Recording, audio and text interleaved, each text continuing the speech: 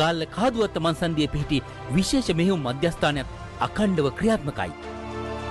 නිල්වලා විද්‍යාපීඨයේ සිසුන් ඇතුළු බොහෝ දෙනෙක් අද සහන යාත්‍රාවට පාසල් උපකරණ පරිත්‍යාග කළා.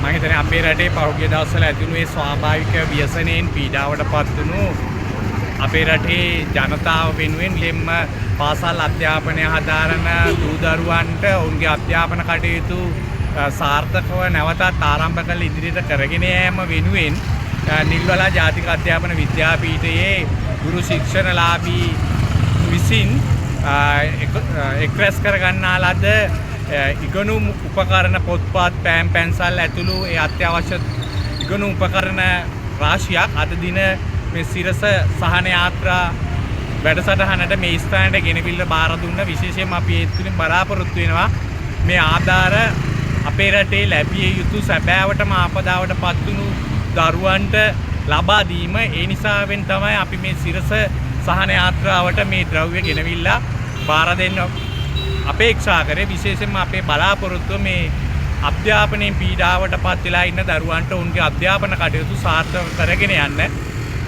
අපිට හැකි මට්ටමින් උපකාරයක් උදව්වක් සිද්ධ කිරීම.